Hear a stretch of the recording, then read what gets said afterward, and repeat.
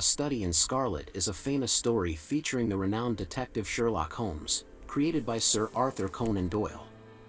The story revolves around a complex murder case, introducing Holmes and his loyal companion Dr. John Watson to the world. The story begins with Dr. Watson, a former army doctor, searching for affordable lodgings in London. He is introduced to Sherlock Holmes, an eccentric and brilliant detective, who agrees to share a flat with him at 221B, Baker Street. Watson is amazed by Holmes' keen observational skills and deduction abilities. Soon, Inspector Lestrade of Scotland Yard seeks Holmes' assistance in solving a mysterious murder.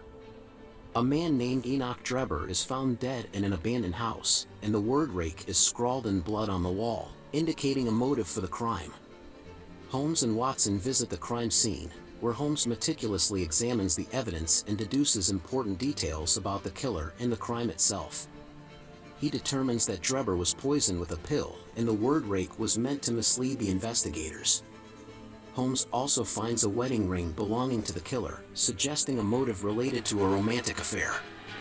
Through their investigation, Holmes and Watson discover that Drebber and his accomplice, Joseph Stangerson, were both connected to a tragic incident in America years ago.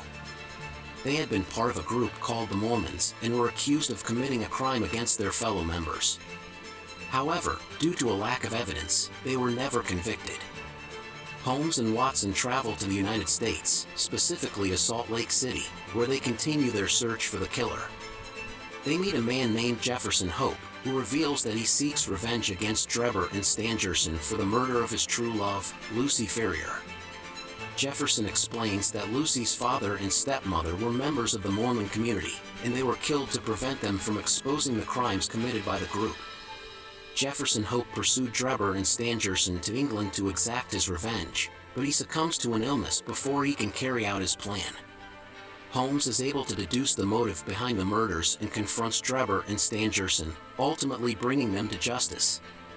The story concludes with Holmes explaining his deductions and the intricate web of events that led to the murders. It serves as an introduction to the brilliant mind and deductive abilities of Sherlock Holmes, establishing